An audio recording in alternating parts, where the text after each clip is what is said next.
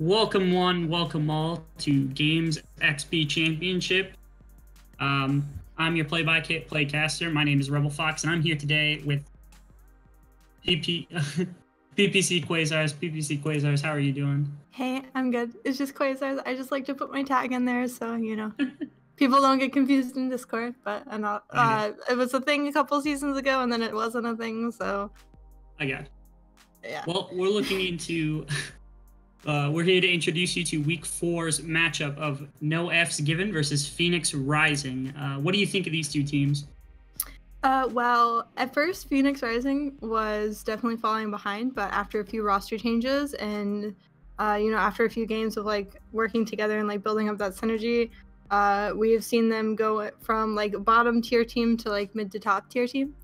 But on the side of NFG, they've kind of been lacking at the beginning, and I think recently they've been trying to pull it together and do better in games. So we see that both teams are trying to grow together as teams. So it's just I think it depends on which team has grown more together than the other one. Absolutely. If you have, what do you think in terms of laning? What should our viewers look for in this one? Who is the which is the lane that you really want to focus on in this one? Well, I know that Nutrinix is a very strong AD carry.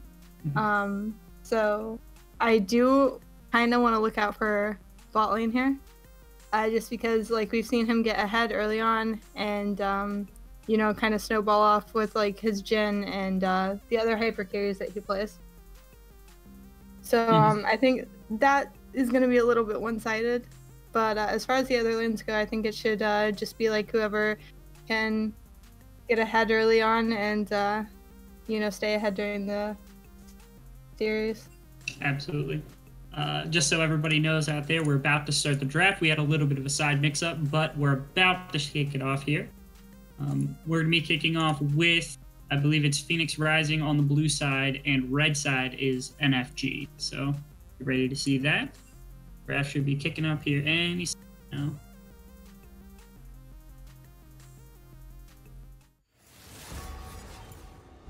All right. Do you know any champions on either side, particularly that you want to see banned out from the ops team? Yeah, I know that Zayfrey plays a lot of Zac, so I wouldn't be surprised to see Phoenix Rising ban out that Zac. And for NFG, a ban that I would like to see is the Jhin, just to get that taken away from Nutrinix, or to pick it up themselves would be ideal for them. Okay. And if you are on the side of NFG, which side who do you think you're going to be playing around? You said you were, yeah. Who do you think who would you play around if you were NFG?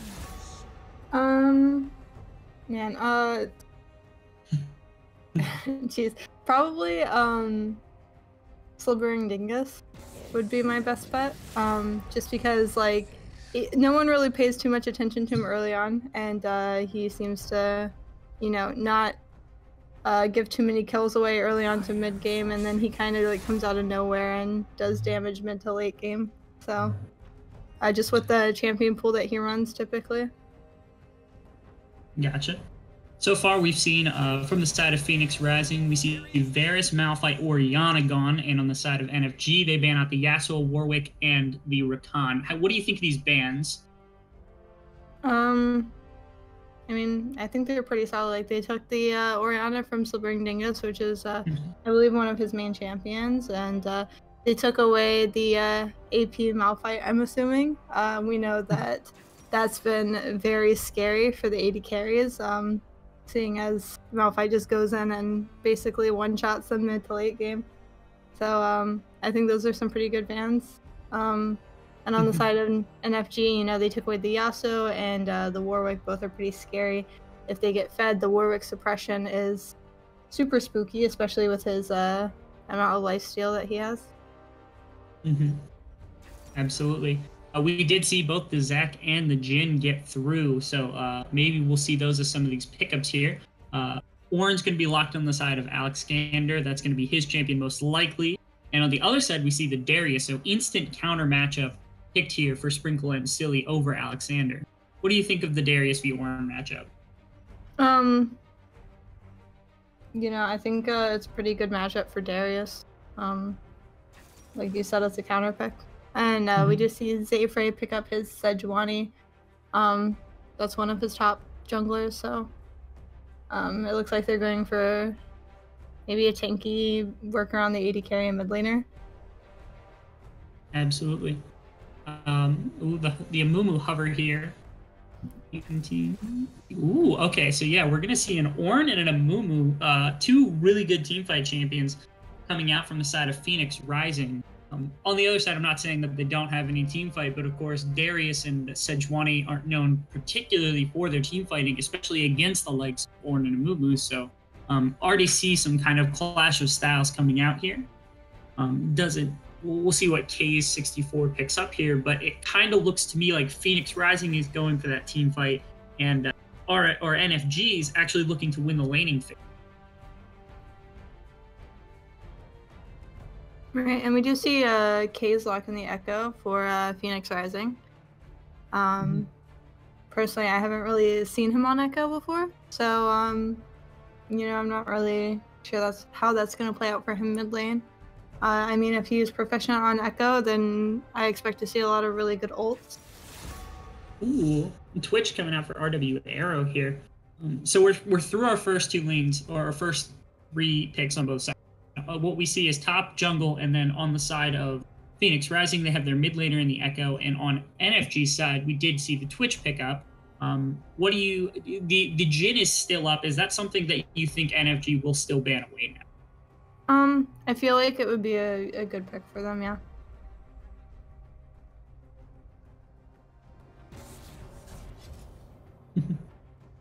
We see no ban. Oh, did they lose their bans?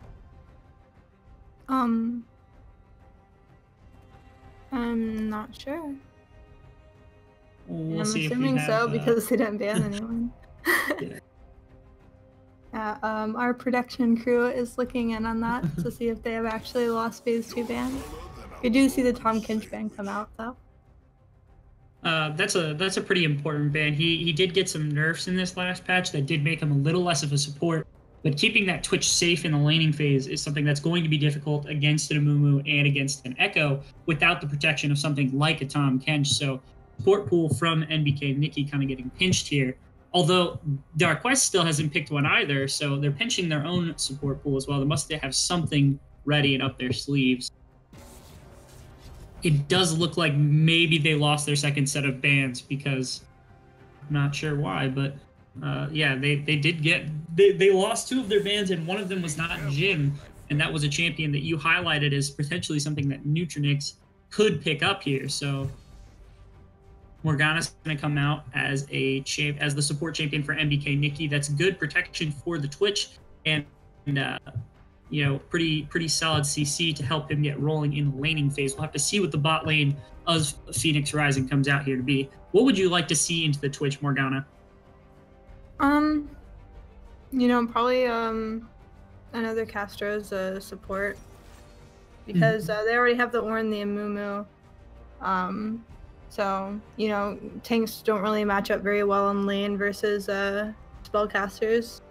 So I wouldn't be surprised to see them pick like someone else as a spellcaster, maybe like a Nami or a Karma. Just off the top of my head. Absolutely.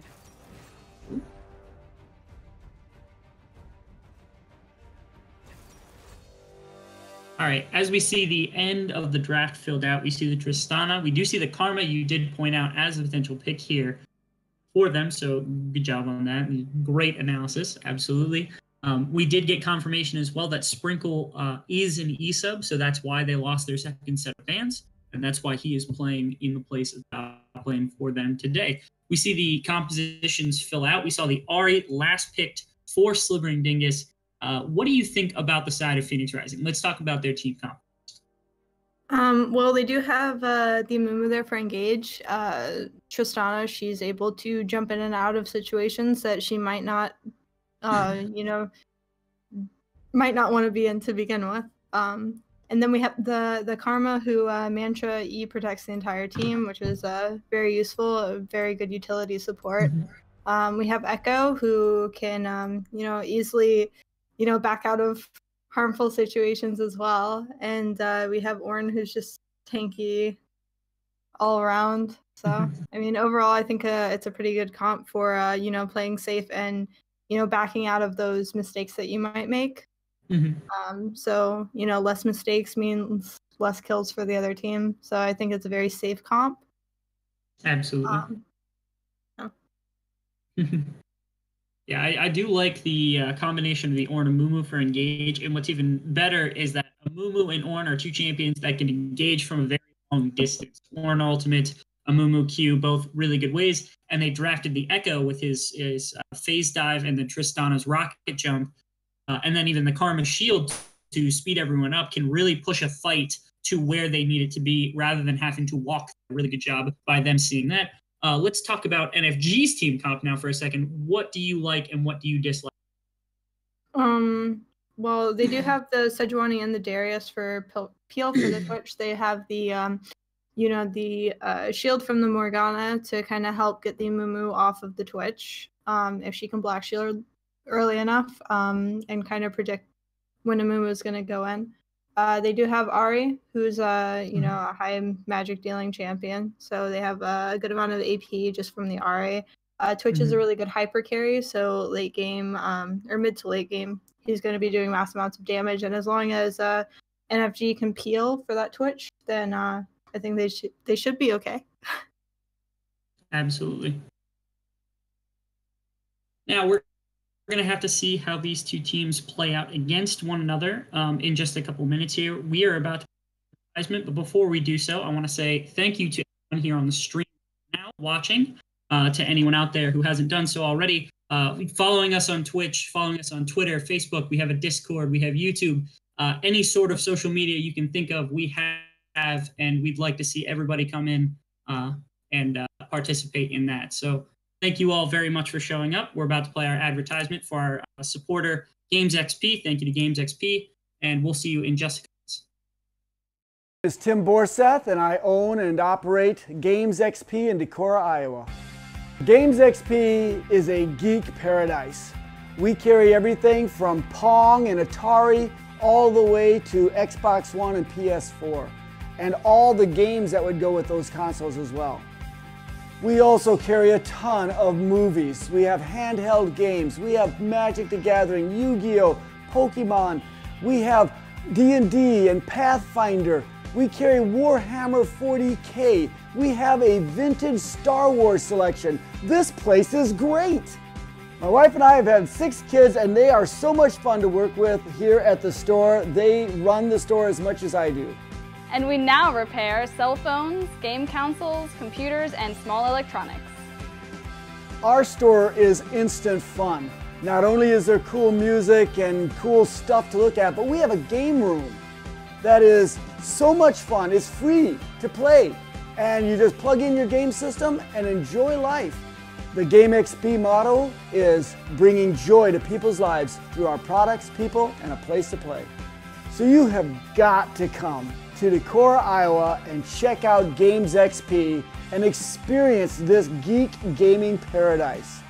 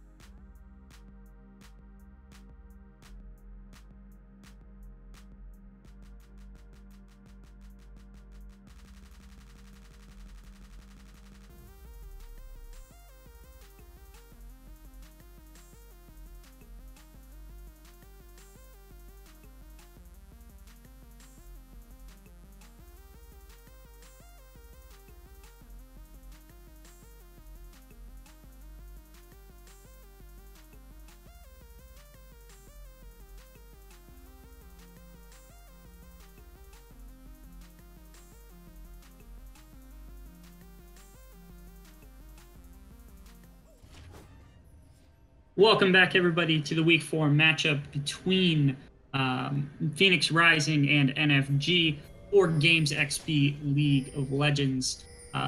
Let's see how these comps are going to interact. Before we left, we were talking about the strengths and weaknesses of each comp. Let's say, who do you favor in this game right now, Kate? I'm probably gonna have to go for Phoenix Rising. Just because like we said in Champion Select, like they have a lot of engage as well as disengage. So I feel like as long as they play safely, they should be all right. We did see an early flash from the Karma.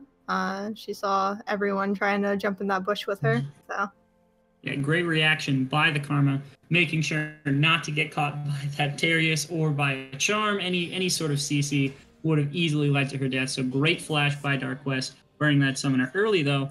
Will be detrimental to that bot lane. So we'll have to see how that plays out. Right now, in terms of jungling, the Sejuani is actually starting towards the top side, looking maybe to start that red buff with the Darius. And on the bottom side, we see the typical red side start because you have your bot lane there. But that's a little weird. Perhaps they're trying to give priority over to Twitch and Morgana.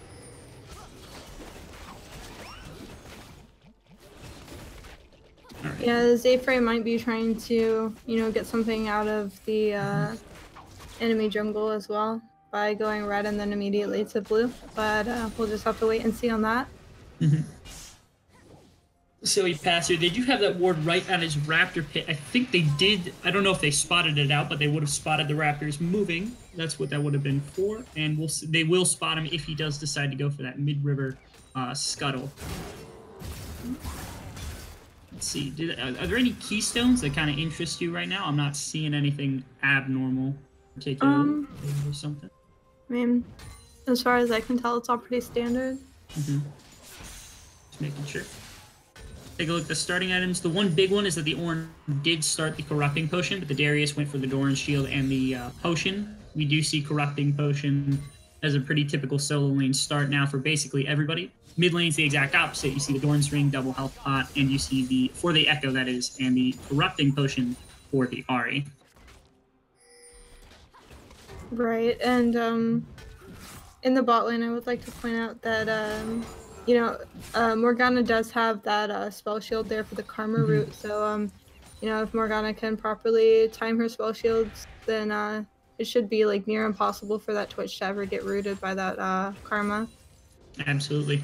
These jugglers actually took exactly identical paths. They both went red raptors and then to the opposite side to get their blue and scuttle. So both of them basically on even ground, with the Amumu a little bit ahead in terms of jungle, but we might see Zayfrey sneak into this bot lane here for a quick gank. I see Silvering Dingus miss that charm there, and Zayfrey is going to walk away. He's not going to find anything in that bot lane, little too far back for them, and we have a pause. Yeah, it looks like the Karma disconnected. So support has some issues. Okay. Wouldn't be Games XP without at least a 5-minute pause. Oh my goodness, they're already back. Okay, well, maybe we're not Games XP. We're not getting that 5-minute delay today, so. All right. Taking a quick look at any advantages. We do see the Ahri slightly ahead of the Echo right now, about a 7 CS. Now that wave was pushed into him, so he's going to miss a few here. So she has a small lead, but the Amumu is ahead in terms of jungle pressure because Zayfrey did go for that bot lane gank and found nothing. So we're going to have to see if he's going to walk mid lane. Game will be starting up here in just. So how do you see the kind of Amumu versus Sejuani in terms of jungling? How do you see the two interact in the jungles? I mean, overall, Sejuani with her permafrost, she can deal out a lot of burst damage just with that ability. So, I mean, that alone will chunk a Mumu, but overall, I think it's just like a meet and greet, say hello, and walk away whenever they run into each other 1v1. Absolutely. Neither one of them really has a great dueling potential. We did see that mid lane duel there just a second ago. Silvering Dingus and Kaz64 both got into it. Kaz popped both pots and two charges of the Corrupting Potion that is So neither one of them is currently at low health, but it was at least showing that these mid laners are ready to get down and dirty.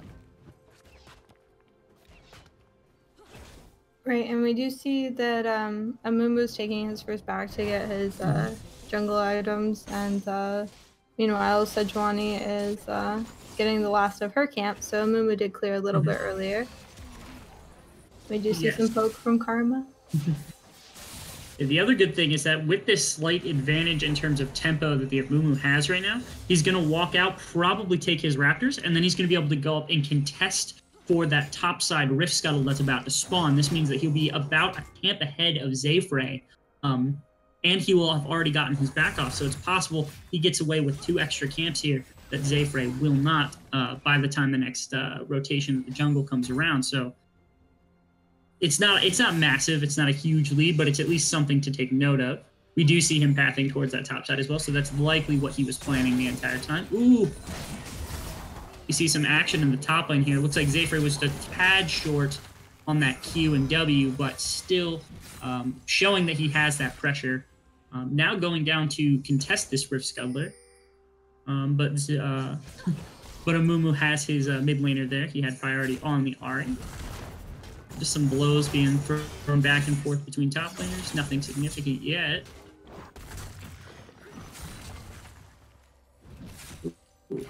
And top lane is just booping back and forth, doing what top laners do. The advantage should still go over to... Oh! Yeah, Alexander might actually get the kill here. He is level 5. Sprinkles is level 6. And we saw first blood as well going on. Oh, maybe 2? Oh, the Q! Oh! Very pretty Q by Gaz64. Styling on Slippery and Dingus right there. For me, my camera was actually not on the first kill, so I didn't get to see that one, but I did get to see the second one. Yeah, very clean from Kaze. More action here in the top lane. Oh, flash away from Sprinkle. Oh, Oh, that feels pretty bad. He just got pinched and he had nowhere to go. No flash, no way to get out. Bird, Ghost, and Flash there, and the Orange still walks away with the kill. Yeah, and that will be solo gold for the Orin, because Amumu did not get to touch the Darius before he perished. Feels pretty bad if you're the Amumu, but he is feeling pretty good right now. He is quite ahead of Zayfrey, about 13 farm ahead, couple of camps.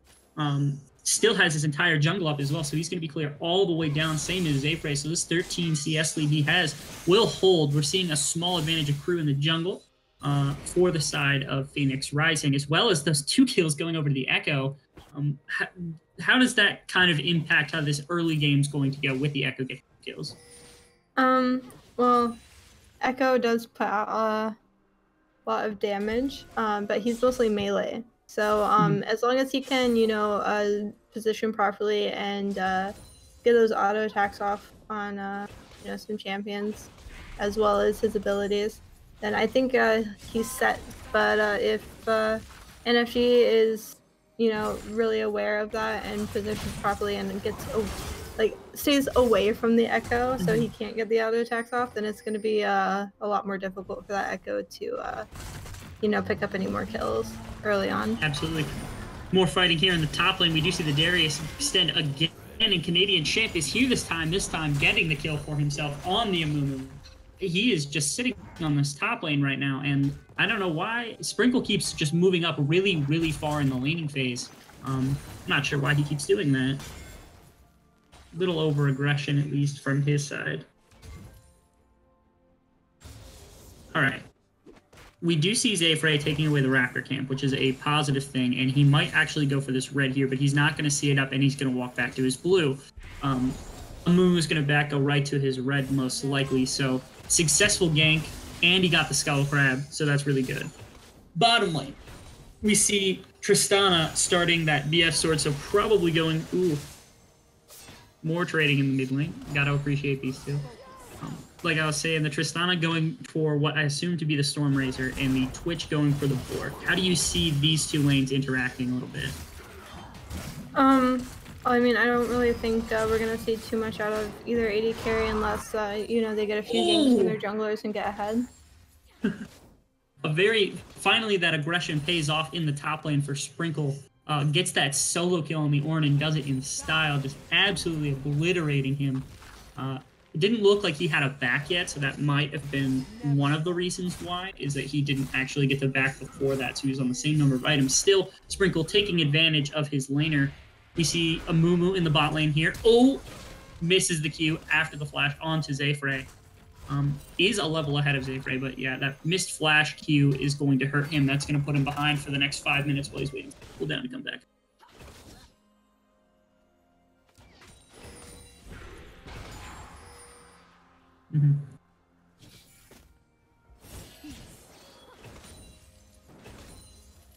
Yeah, but as I was saying earlier, unless a jungler or a mid laner roams down bot lane to help either of these AD carries out, I don't think that they're gonna get too many kills on their own. Absolutely. Really low Amumu here, but we do see a lot of members of Phoenix, Phoenix Rising coming in and supporting their champion in the Amumu, and they get the dragon and the kill onto Zayfrey.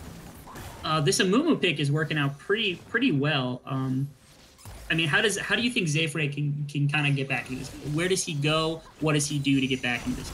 Ooh. Wait for 1 second as we see potentially another kill. Ooh, Slivering Dingus able to get the charm off. Might just live.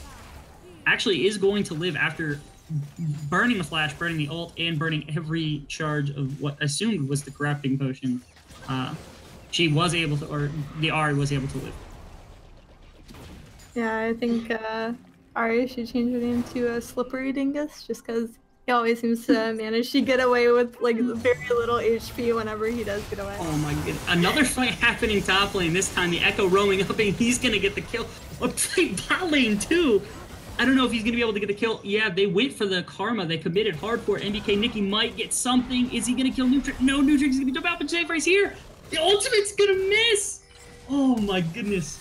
Great plays by the bot lane of Phoenix Rising to not give up either kill and then to not give it up to the impeding Sejuani as either. Action all over the map already in this game. 8-1.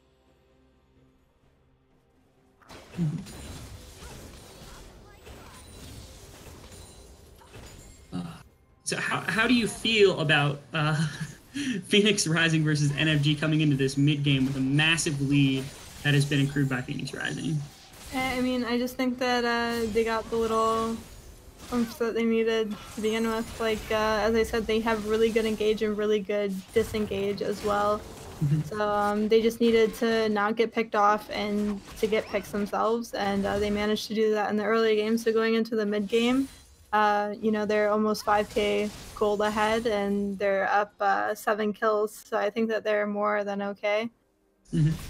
See some action here between the junglers. Ooh, this Amumu is not letting Sejuani get away, at least not without 60% of her health bar to boot. We do see Ornn and Darius still here. Might come in support, but he is very low health. He has to be very careful. Hey, Kaz 764 also here. Gonna die for the Sejuani on the other side. Are they gonna fall here? We do have the ultimate from Amumu is up, yes, but his flash is not, so they're gonna leave this B for now. And I feel that that was a very good time for Phoenix Rising to back out of that.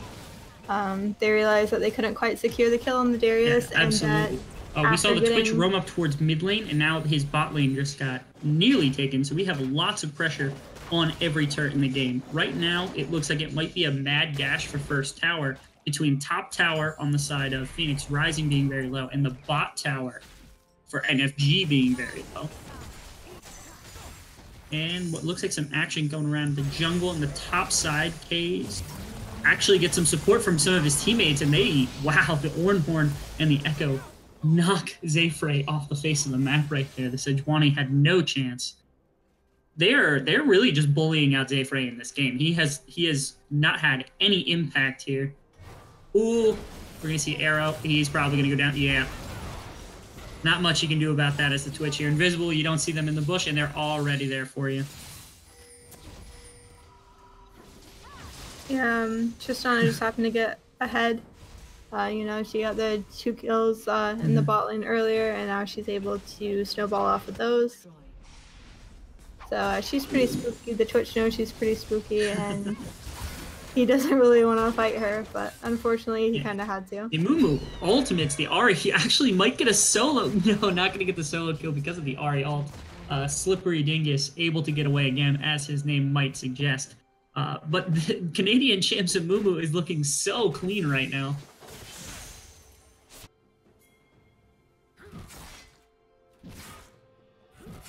Yeah, I was kind of hoping that he would go AP Mumu, like on the low key, but Yeah. I think he's just gonna go for the standard tank build. Absolutely. Doesn't want to potentially throw away that lead that he has accrued by buying more expensive items, but there's something satisfying that a grenade AP Amumu just can't be provided by the regular tank Amumu build, but might give them the win here. They're going for the Rift Herald, probably going to capture that, then shift towards top side. We did see Phoenix Rising lose their top turret. I believe it was second after the first turret taken by them in the bot side, but nonetheless, the towers are even right now, gearing up for what might be an engagement in the mid lane here. Oh. Okay, just a little bit of harassing, a little bit of pathing here. A little bit of risky pathing, but we see K's potentially going in. He doesn't actually get a shield from that bubble. Bolts backwards, not going to be able to get that yet.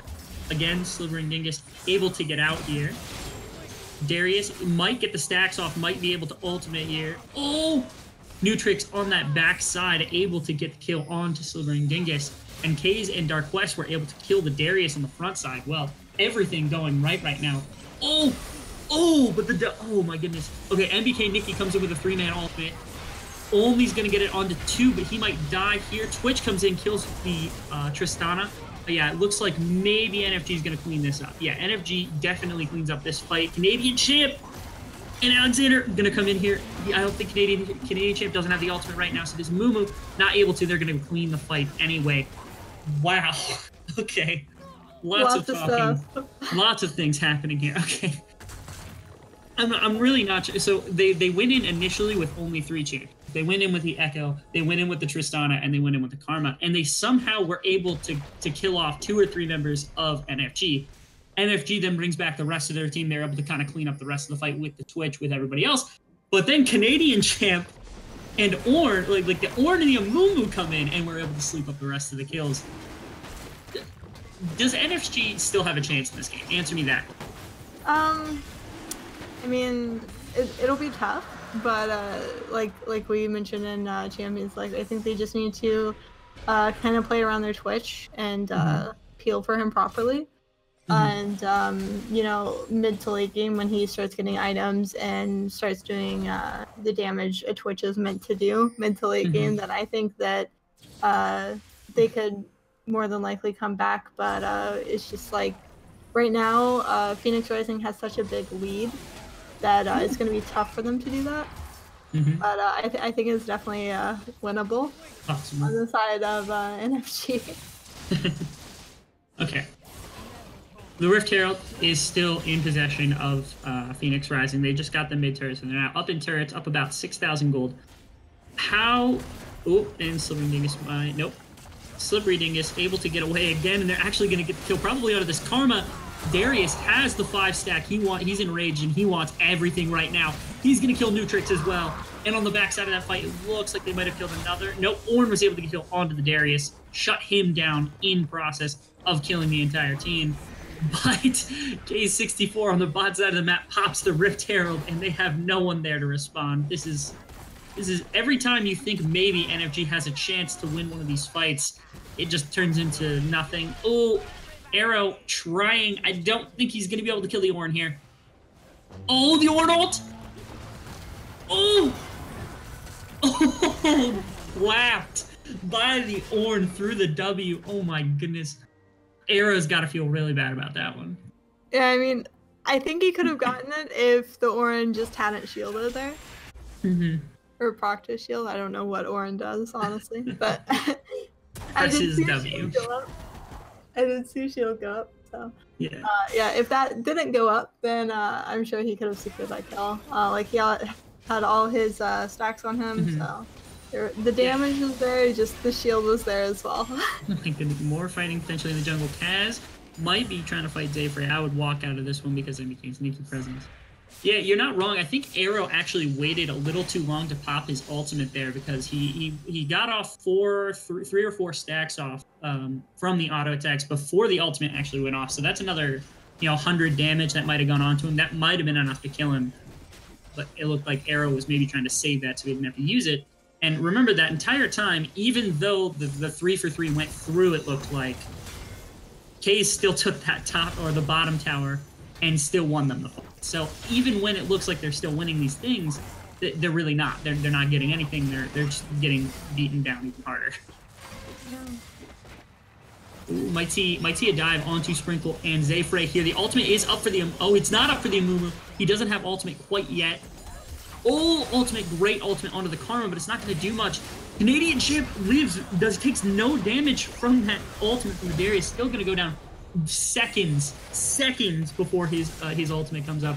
That would have been such a game changer if he had it. Doesn't look like they're going to go for the re-engage.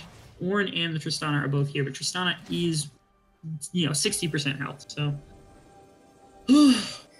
this game is action-packed. I don't think you could fit any more fighting into a single game of League of Legends than what these two have already. We're going to see... Oh, Sprinkle didn't go down! Alexander is going to be able to pick him up with that Q, but Ari is going to secure the kill, but Case is on the bot side, split pushing more! Oh my goodness, Dark Quest might actually get out. Oh, the ult W going to give him more health, but he was ignited, and he's going to go down to Slivering Dingus. With Sejuani, is he able to... Nope, not going to be able to stop the Echo here so far. Is he going to get that inhib? I don't think so. Yeah, he's going to walk away here, but he was able to get the inhib tower. He's split pushing right now is just absolutely decimating NFG. Yeah, like if you notice, Phoenix Rising has 5 towers to NFG's 1. Mm-hmm. And then they're also up 7k gold lead on the side of Phoenix Rising as well. They also have 2 dragons. So they're definitely getting those objectives. They're doing everything in their power to just stranglehold NFG. Kaze, I think, has taken 3 or 4 towers himself, just out of pure willpower of wanting it. Okay, we didn't get the Runic Echoes Amumu, but we did get the Rylai's Amumu, so maybe some more AP might be being built here. He does also have an Amplifying Tome in his inventory. Our prayers might be answered. He might actually be going into AP Amumu after his Cinder ult. Yeah, I think AP Amumu is really viable, especially like when you're doing well. And I would say he's been doing extremely well. Ooh, Sprinkle silly. Gonna get caught out here. Gonna go down. Yeah, Nutrix gets that one too. My goodness. Yeah, Nutrix is about 2,000 gold ahead of the next highest person on the side of NFG alone. So Nutrix doing really, really well. Gonna have Storm Ray, gonna have that IE soon, and once that IE is up, I don't think that the Twitch can ever come back in the game. He's just always going to lose that 1v1 to the Tristana. So gonna be very difficult for NFG to start doing anything here. They just popped their first inhib as well. This is 22-minute inhib. It's not impossible to hold back, but it is difficult. All right. So now that we're a few more minutes into the game, do you see a way that NFG can legitimately come out? Like, where do they fight? What do they do to come back here? How can they do it? I mean, at this point, it's going to be really, really hard. Mm-hmm. I think they just need to, try to get some picks in the jungle, maintain vision control, and hope that they can kind of like close that gap on the gold lead. And then maybe they can come back, but they haven't really been doing too much of a good job healing for that Twitch. And I think especially with this team comp, like healing for the Twitch and making sure that Ari is able to do her burst damage is key to them winning it. And I just haven't seen either of those things really happening too much.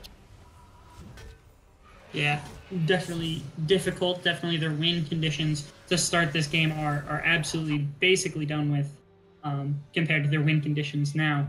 Looks like maybe Phoenix Rising might be setting up for the Baron here. They don't have tons of vision around it quite yet, but they're sitting around the area. A fight ensuing here, maybe. NFG Nikki gonna take. Oh, the ultimate actually doesn't hit as. Oh my goodness, so much damage, and all of that damage that was done to the Echo is now just instantly gone. They.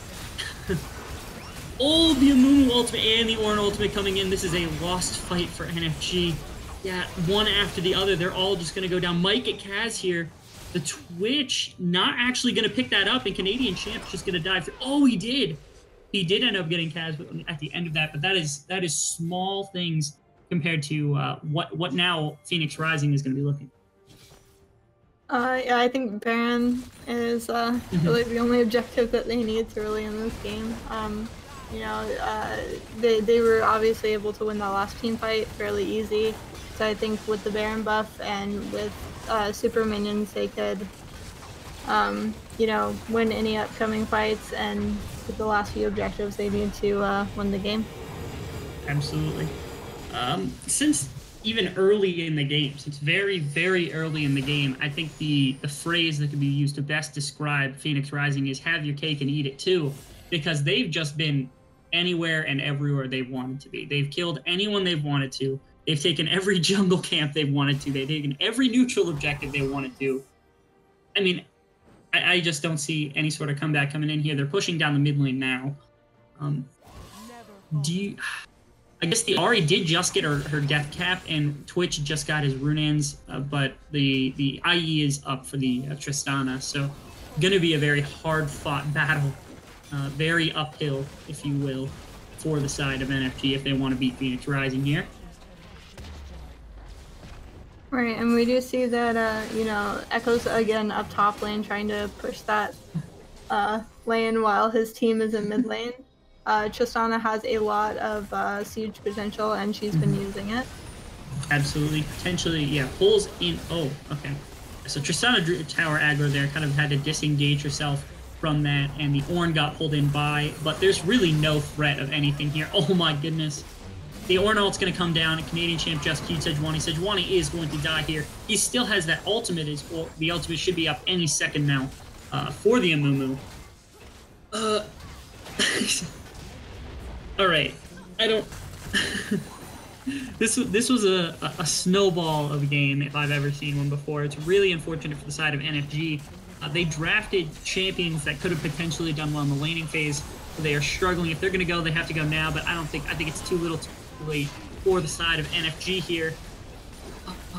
Yep, not going to get the pull in.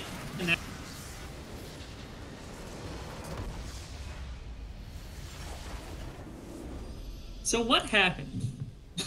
I mean, well, giving first blood and then a double kill to Echo definitely didn't help their case for NFG. Yeah. So I think from there, Echo just kind of snowballed out of control, and then you know, after that double kill bot lane, a really good gank from the Sejuani definitely could have helped even out the bot lane, and you know, gotten them to a point where like they were still even, and like Neutronix didn't get ahead, but just unfortunately Sejuani tried to make a gank happen but didn't quite get it, and you know, it's bot lane snowballed, and then we saw Amumu help out top quite a bit and get top lane ahead, even though, you know, Darius was giving him a little bit of trouble up there. So it's just a matter of, you know, I think everyone doing what they were supposed to be doing, and getting the picks that they needed to snowball, because we did see that Phoenix Rising did have the Tristana bot lane that snowballs, the Echo mid lane that snowballs, and then the Ornn, he just needs to be beefy to do what he needs to do. So absolutely. We saw a little bit of aggression early from NFG that all got shut down, and from that point on, they were playing on the back foot. So what adaptations do you think can be made? What needs to happen for NFG to be competitive in Game 2? What needs to happen? Well, NFG has had issues this season in particular, from what I've noticed, as lane pressure. You know, they start out doing okay and like applying that lane pressure, but you know, as soon as a jungler decides to gank their lane, then they end up playing back. And then when they're playing back and letting the other team push into their tower and getting like some extra auto attacks off on their towers, then you know, they just end up losing those a little bit earlier. And then with lost objectives, it's harder to, you know, get more objectives.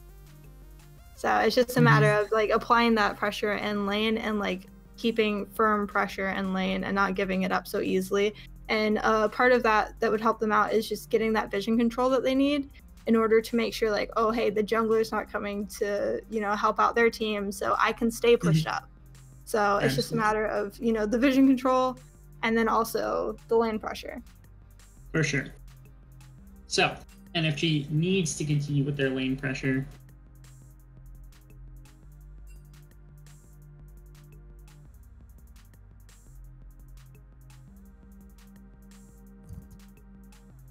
Yeah.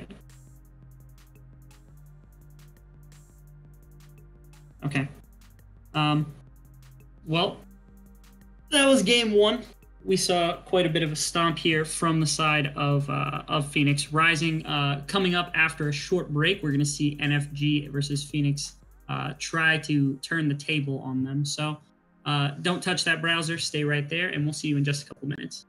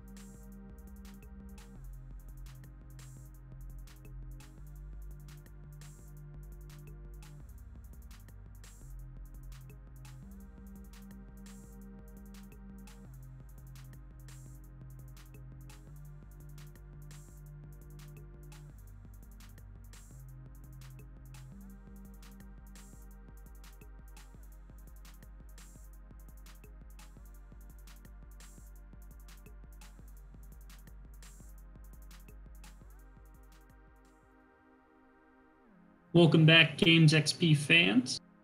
This is still week 4. We're still having NFG versus Phoenix Rising. Right now, we're waiting for both teams to ready up. We have a small medical emergency on one side, but I don't believe it's anything too serious, and we're just waiting for them to get back. Should be any minute now. We'll be back right when we have confirmation that that player has returned and is ready to draft. Until then, we'll be on break. Oh, wait, we just got an update. He just got back. Oh, my goodness. What perfect timing. Can you believe this? This is flawless timing. Great job, everybody. Games XP chat. So we're about to see the draft come online because the player has returned.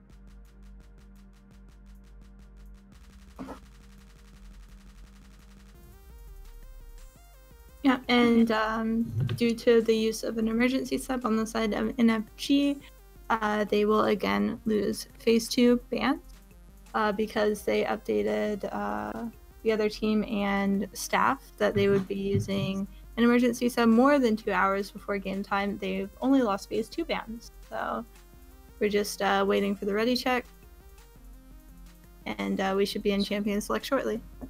Absolutely. Yeah. All right.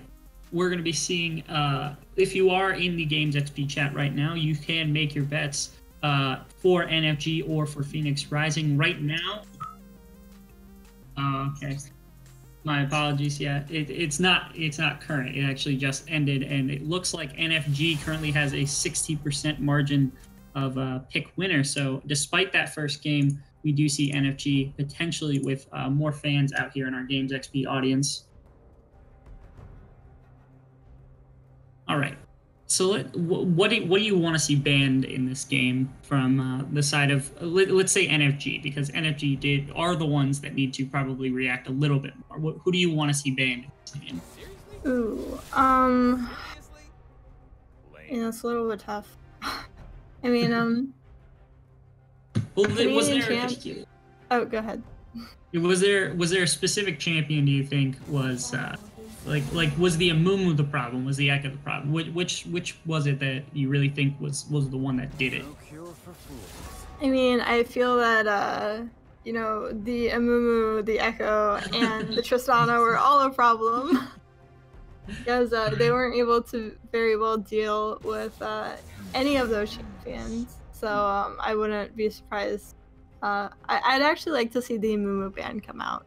Yeah. If we're being completely honest, just because his CC is pretty spooky, he's tanky, and then, you know, if he goes AP, then that's a lot of damage getting dealt to you as well, and then his ultimate is super spooky, so I would like to see that come out. Like, if I was on NFT, I'd say, okay, I don't care what you guys want to ban, I want to ban the Amumu. Okay, yeah, the Amumu ban is skipped over, but the Ornn ban comes out because Ornn is super spooky compared to the Amumu. I forget who it was. Last time they banned the Rakan, the Yasuo. Who was their third champion that they banned? I believe... Oh, well, no, I was going to say it's the AP Malphite, but Phoenix Rising just banned that, so... Yeah, I actually can't remember. So. Yeah. My memory is garbage. We'll see if that comes into play here for the side of Phoenix Rising to have that champion, whoever it was. But there is no Ornn, but actually switch up to the first pick, Sivir potentially. Oh nope, they're gonna stick with the Twitch. That's a first pick Twitch too. That is that's an aggressive pick to come out here with first. Wow. What do you think of the Twitch first pick here? I mean, why the Twitch first pick? I mean, maybe they feel more confident that he's able to get ahead early on this game, and they feel like overall, overall, I feel like Twitch is really good. Yeah. Mid to late game, but he has to have items. So if they don't prioritize getting their Twitch ahead a little bit more, then we're gonna see the same thing as last game, where the Twitch isn't able to do very much mid to late game, and again, the Tristana is able to kind of jump all over everyone and kill everything. So. It came to me. It was Tom Kench was their third ban. That's who it was. Right. Because it was banned away from Dark West. They swapped out their Tahm Kench for the Ornn ban, but that doesn't matter because they just picked Braum. So we see the Tristana Braum bot lane coming out here. It makes you think most likely that NFG will pick up their support and likely a jungler. You said that you want to see them play a little bit more proactively for the Twitch. That's going to be a pickup that is going to help out the Twitch in the early aggression is the Thresh. I know MBK Nikki is pretty well known for his Thresh as well, so that's going to be a pickup. Let's see if they're going to double down on the aggression here with a jungler. Maybe the Zac, possible. It could also be maybe the Trundle. No. We're going to see the Twisted Fate come out instead. Okay, so they went from, hey, let's team fight to, hey, oh, these teams are crazy right now. So they went from let's team fight to let's get Twitch ahead. And on the side of Phoenix Rising, they said no. They're just gonna pick Zed and they're gonna bully Twisted Fate.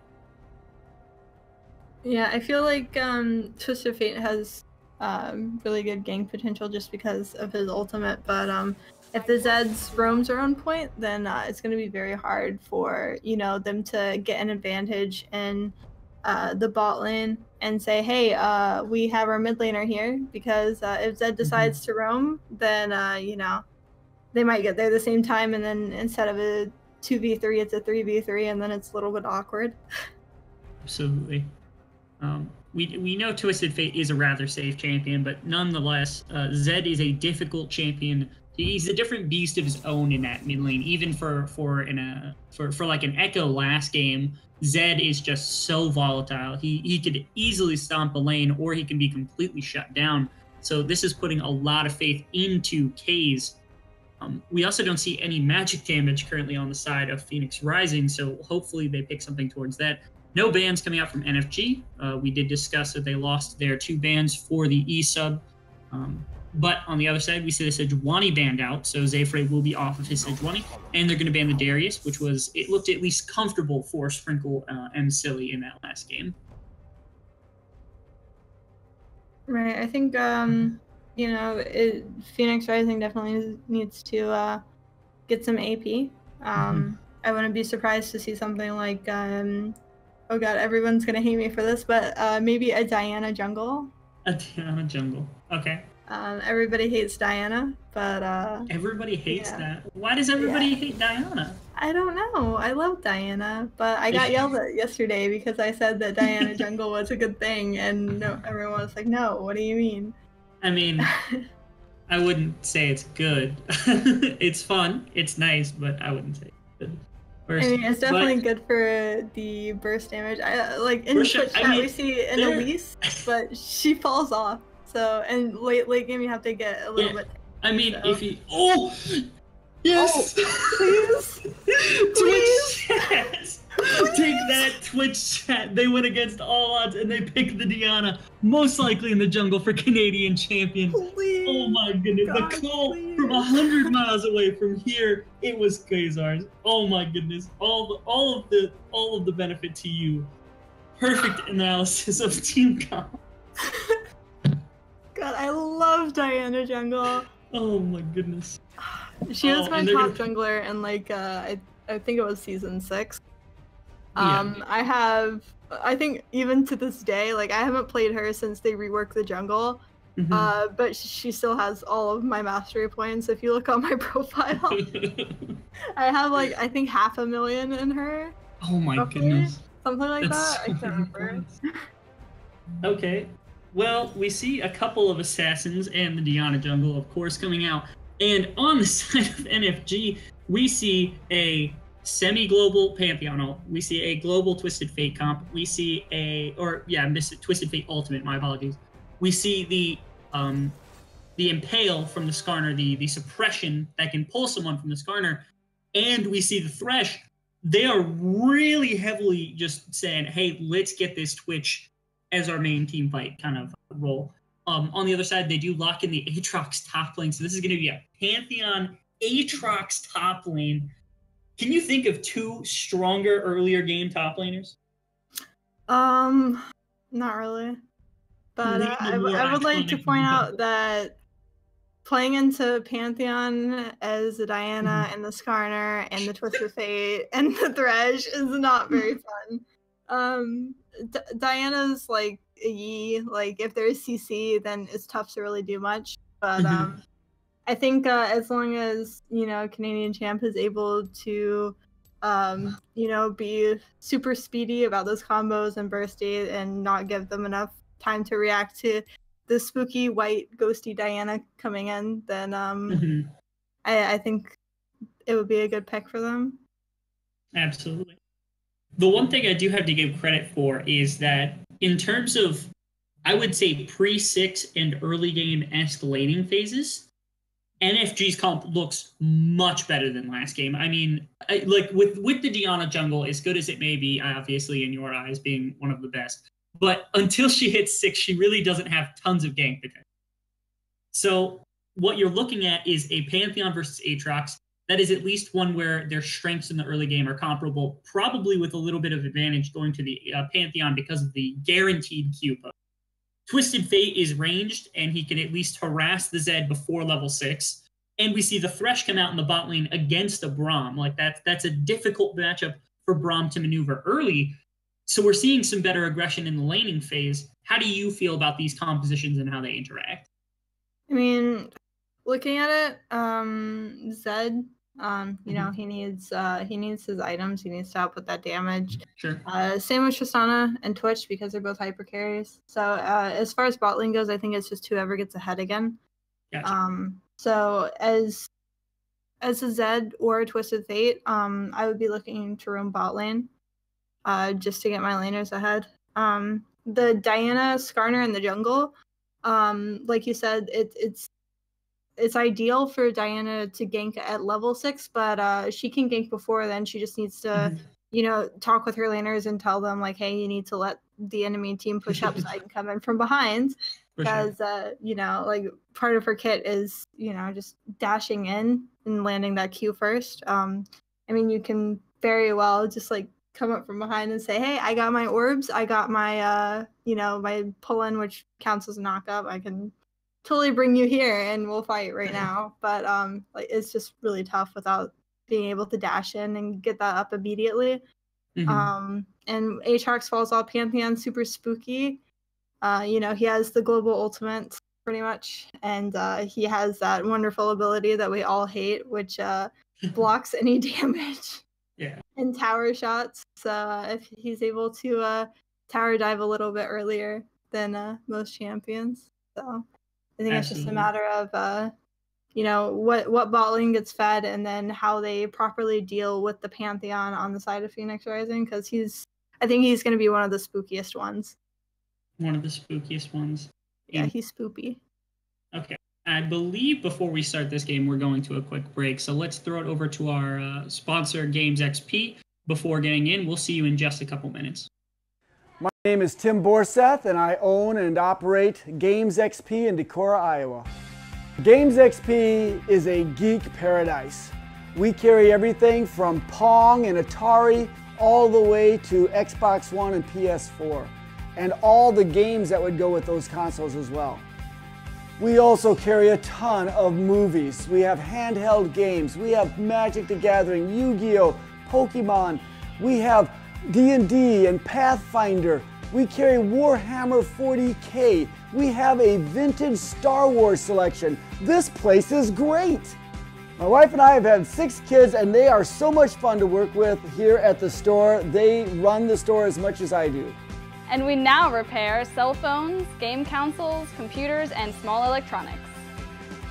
Our store is instant fun. Not only is there cool music and cool stuff to look at, but we have a game room that is so much fun. It's free to play, and you just plug in your game system and enjoy life. The Game XP motto is bringing joy to people's lives through our products, people, and a place to play. So you have got to come to Decorah, Iowa, and check out Games XP and experience this geek gaming paradise.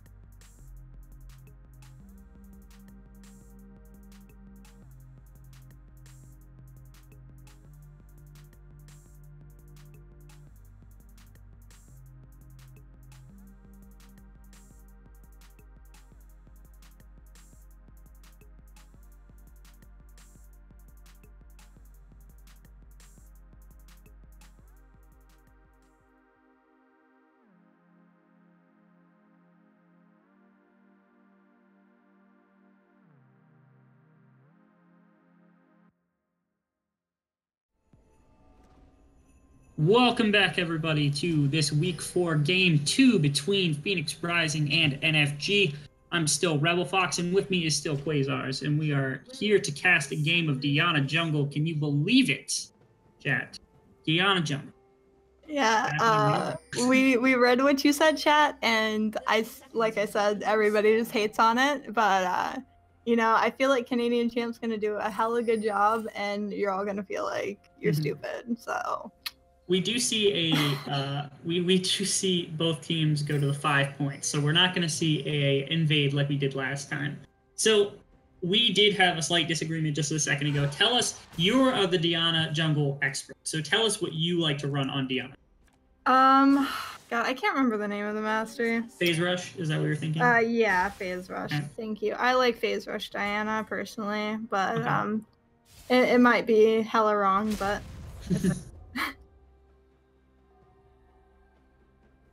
I personally, and maybe the chat can yell at me for this because we have to cast a Diana Jungle, so please don't think that I play the champion. But when I play Diana, if I play Diana, I play her with Aftershock and treat her similar to how you would play a Nocturne, in that you rush to level 6 and then you essentially become a cut rate Galio. But her ult E does give her that same effect that a Galio ult would give at a much lower cooldown, and she can still burst pretty heavily when she has it. So that's just how I like to see her. But we get to see Electrocute, and of course we have 9 other champions. So let's talk about them for a minute. We see some aggression here in the top lane. The Pantheon Aatrox, who wins this in your eyes in this time? At least I feel like it's early. I feel like Pantheon wins it all around. Okay. Just even later in the game. Oh, yep. Yeah. And there. Oh! Boop him, boop him. Is it going to happen? And there it is. The Q was able to get that crit shot. The moment of silence there for our fallen brother Alistander on the Aatrox. Unfortunately, dies to a Pantheon, a way that all of us have died at one point or another in our league careers. Hook going wide from MBK Nikki. So you said Pantheon is the better champion. Yeah. West missing the Q.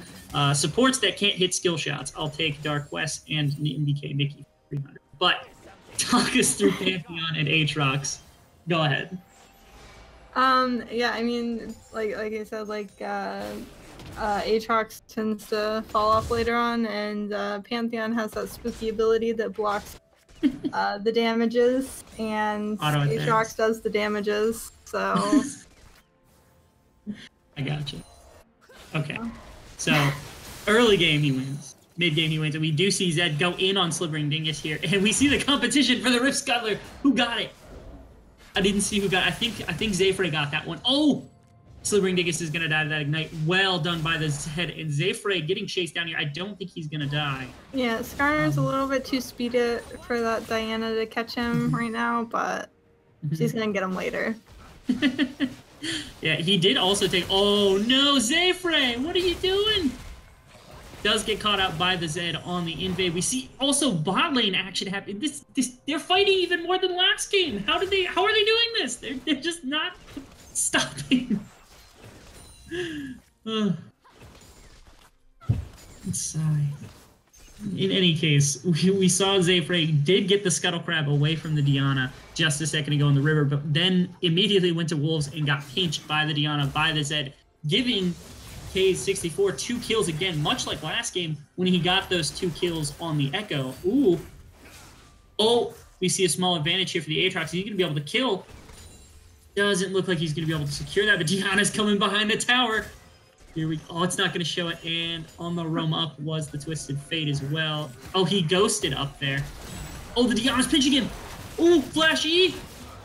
There's a boop. Oh, my God. All right, ladies and gentlemen, I would like to see if our stats team knows anything about this, but that might be the first ever pre-6 Diana kill. Congratulations to Canadian Champ getting the first ever pre-6 Diana kill. Go crazy in chat for Canadian Champion, the ultimate Diana player. Hey, I will have you know that one time when I was playing Diana Jungle, I got a double kill at level 3, so... That's great. I'm actually a challenger player, so yeah, both of us have that going for us right now, but yeah.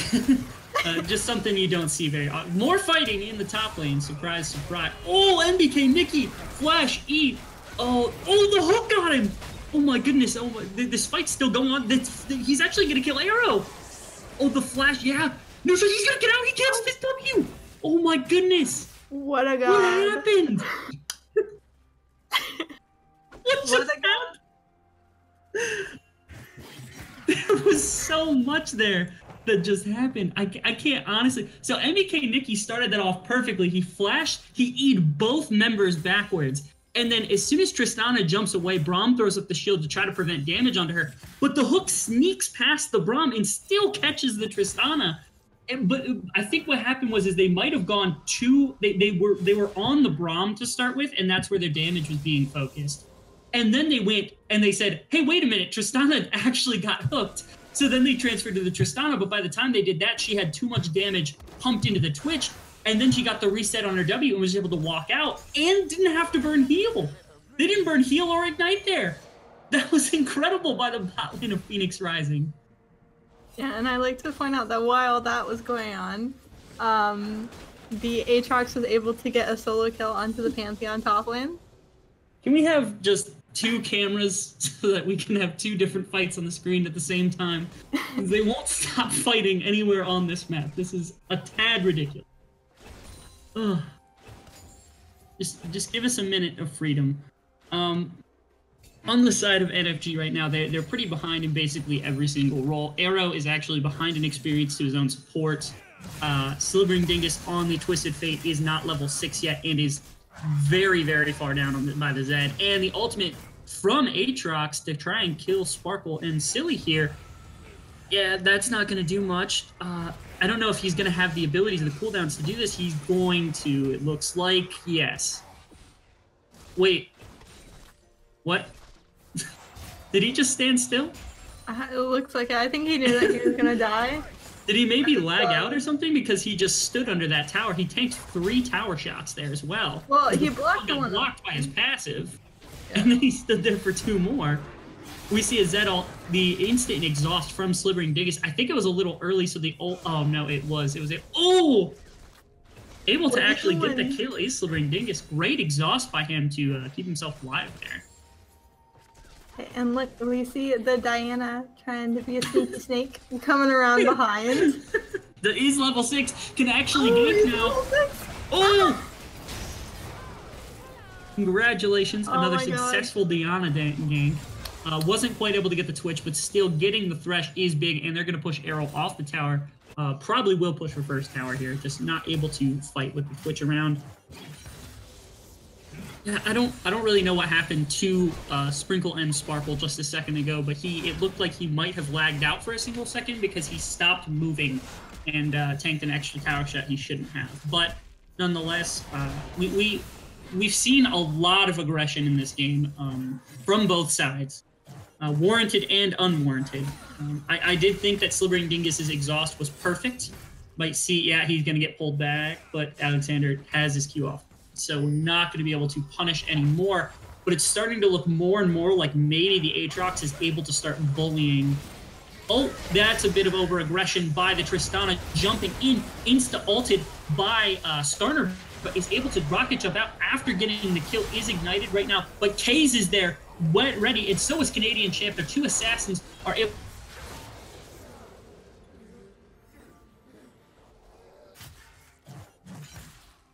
Ooh.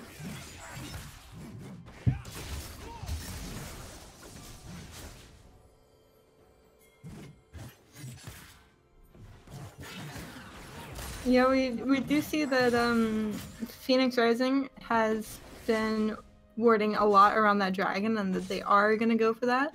Diana Jungle is definitely coming in to, put in some work. Top lane, just another wet noodle fight, poking back and forth. Oh, and Ruffle's back. Oh, am I back now? Okay. How much of that did you hear? Because I was saying many words. Anyway. Hardly any. Okay. It's well, okay. My apologies. Thank you for taking over in my absence. I know that It's not easy to cast by yourself. How did this game going? What has happened? How many fights happened while I was gone for that single 4 seconds? I mean, not very many. Not Surprisingly, very many. no. Okay. We did see. Oh, the bot tower never went down. Okay, so I'll Nope. catch back to that. Remember we had that wonderful fight down there with, I believe, both mid laners and Oh yes. bot lane. Yeah. Did they end up, they didn't end up killing Twisted Fate. I see that. So there we go. Okay, now I'm caught up on the game. My apologies, Twitch chat. I apparently lagged out, so I was trying to fix what was happening there for a second. But now I'm back, and now I get to cast more fighting, because that's really what's happening in this game. And we can see that the Diana is zoning off the bot lane, so her bot lane can get this tower. It's almost like she's being productive.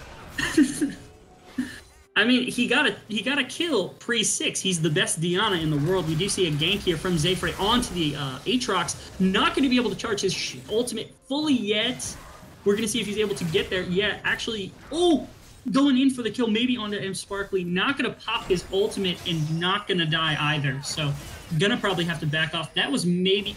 K's coming up, maybe onto Zayfrey. Might get the kill here.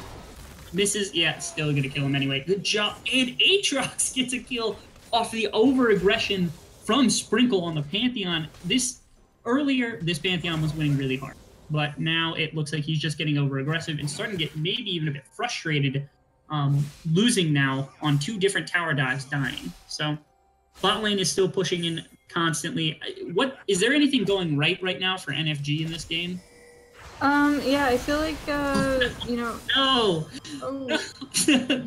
Oh, no. It feels pretty bad. The Diana at 6 actually is a force to be reckoned with, and we see the bot lane roam up, able to get a kill, and he's going to go over the wall, so the Tristana's perfectly safe. Pantheon's going to ult in. They are just... They're stormtroopering into this fight, and they're really just... NFG is... It's like they're not cooperating in when they need to go in, because if everyone had been there at once, they had a fighting chance, but they walked in one by one, and nothing worked. Yeah, it looks like they're just gonna siege this tower. No contest. Now, I would like to point out that, you know, Pantheon is actually not doing terrible up against that Aatrox. But he's not really winning by a landslide either. So, I think, like, right now for NFG, That Q damage was massive. Yes, Slithering Dingus probably going to die here. The exhaust might... the ultimate to try and dodge the Q. It was great ultimate, but he's still going to hit with both the shurikens. Great attempt by Slithering Dingus. The Slithering Dingus looks comfortable in this matchup. The Zed got a little too strong, a little too fast. We see everybody on the side of everybody on the side of Phoenix Rising, my apologies, has a CS lead, is positive in KDA, and is essentially far stronger than their counter, including the Diana jungle, Twitch chat, including the Diana jungle, if you can believe it. So, again, this is looking reminiscent of last game, perhaps even worse than last game for NFG. Oh my goodness, NBK Nikki with these hooks is crazy, but yeah, it doesn't look he's gonna die here, but just not really a necessary hook there. It was clean, it was pretty, but there was no necessity. So, all right, tell me again. We saw the same thing happen last game. And the Twitch is even further behind, by the way. He hasn't finished 1 item yet, and we see, obviously, Nutrix on the Tristana is already on 2. Do they have a path back into this game, or are they just going to slowly perish? I mean, considering what we saw last game, like, you know, they weren't able to catch up. Yeah, we see aggression here onto the Twitch from the... I don't know if he's going to back off or not. I think Arrow might be able to walk out here. Maybe? Or Alexander's actually just going to... team coming down. Oh! Team coming down. And a Twisted Fate 4-ban onto the Aatrox. Let's see if he can actually get anything done. He gets frozen midair, and also... Oh my goodness, every CC move in the game. He's still alive, technically, but they are on Rift Herald right now. Is he going to be able to get out?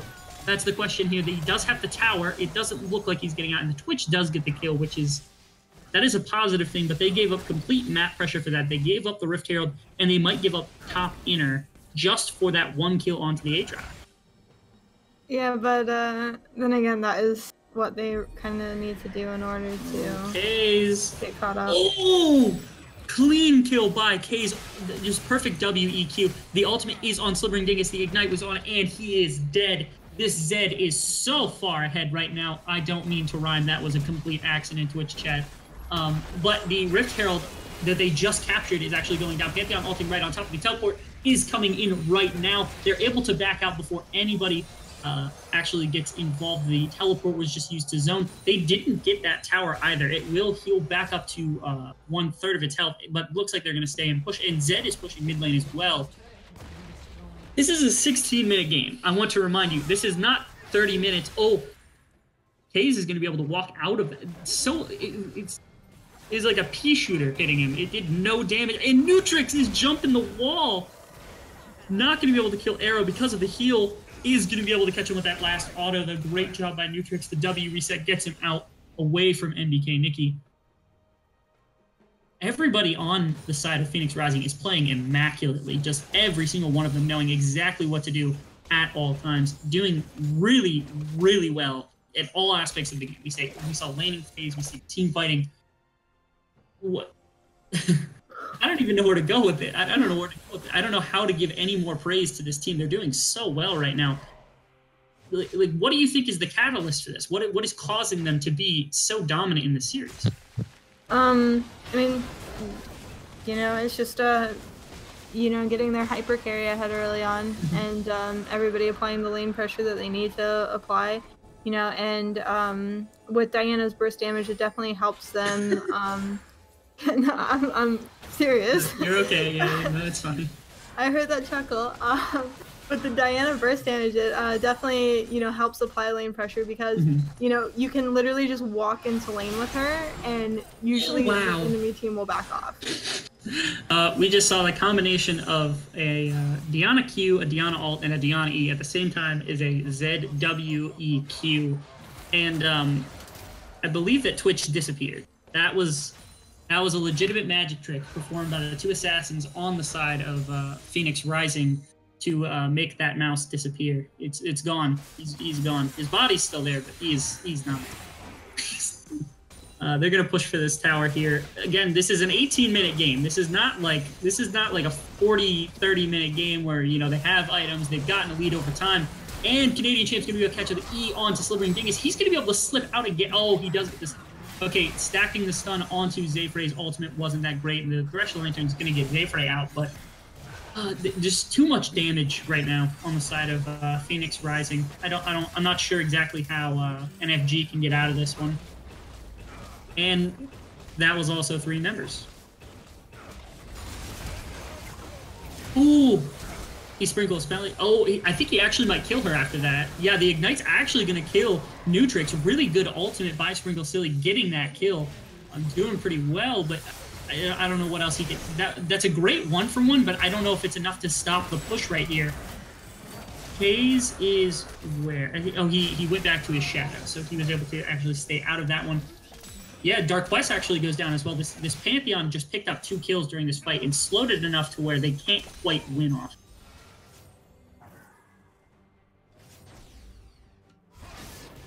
Yeah, I'd also like to point out that the Zed is 10-1.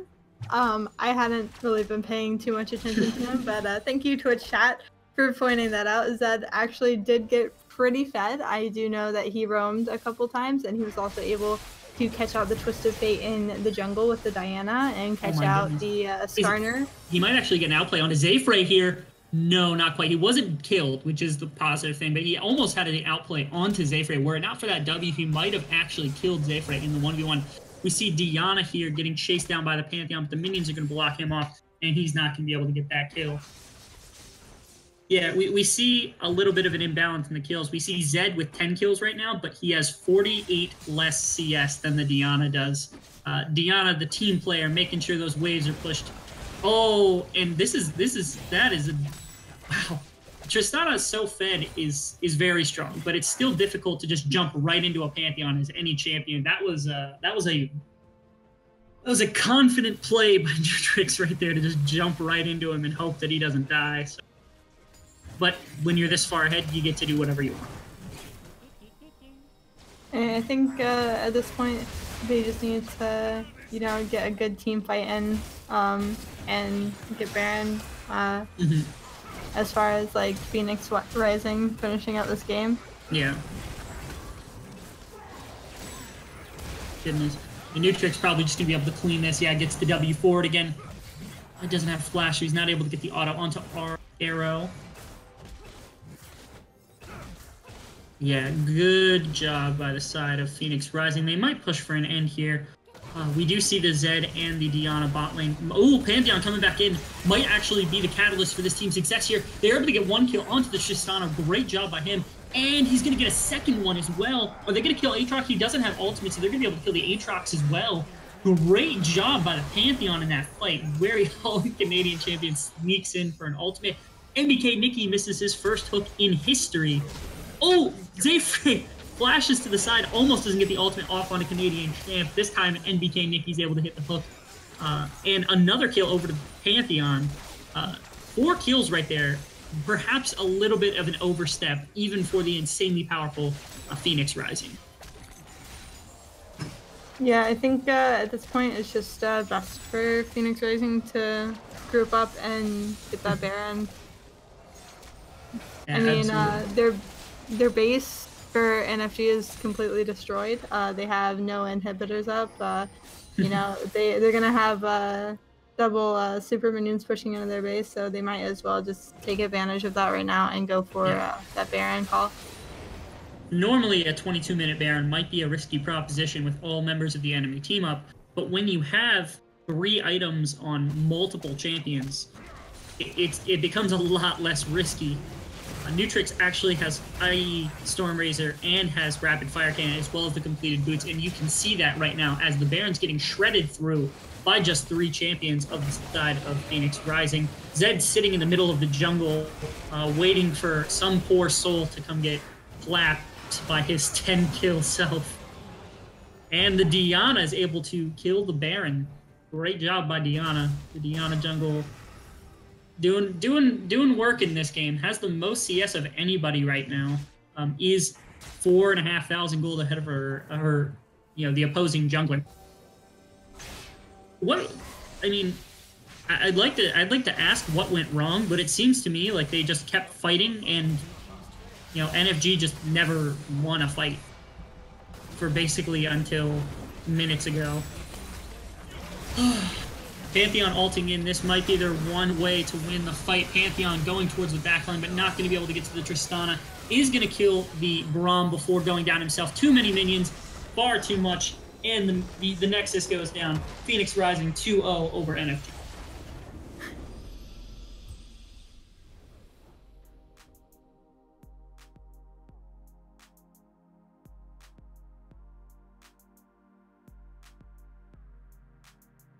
All right, so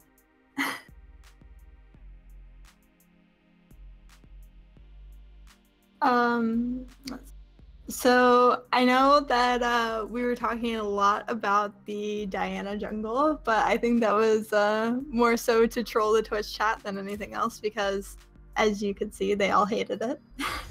But I feel like the Zed being able to roam and pick up a couple kills here and there definitely helps him snowball, get ahead, and do a lot of work for his team, as well as the Aatrox having a lot of help from the Diana, and the mid laner was able to get him kind of ahead to start out with, but unfortunately Pantheon is really hard to deal with mid to late game, and he was able to step in and do some work for his team, but unfortunately that wasn't quite enough. And we did see Nutrinix go ahead and start to snowball and do that mass amounts of damage that hyper carries do mid to late game, although he was doing it a little bit before mid game just because he was able to get so much farther ahead than that Twitch.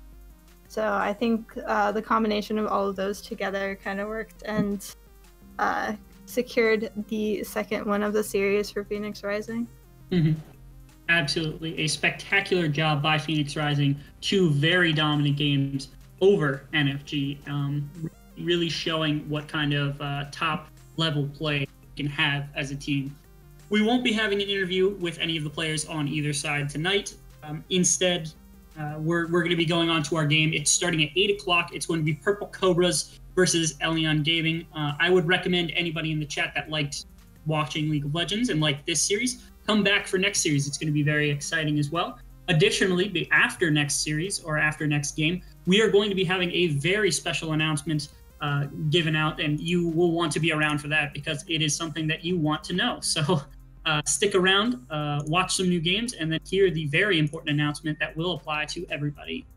Thank you all for coming. We really do appreciate it here at Games XP for every single person to be in the chat and every person to watch the game.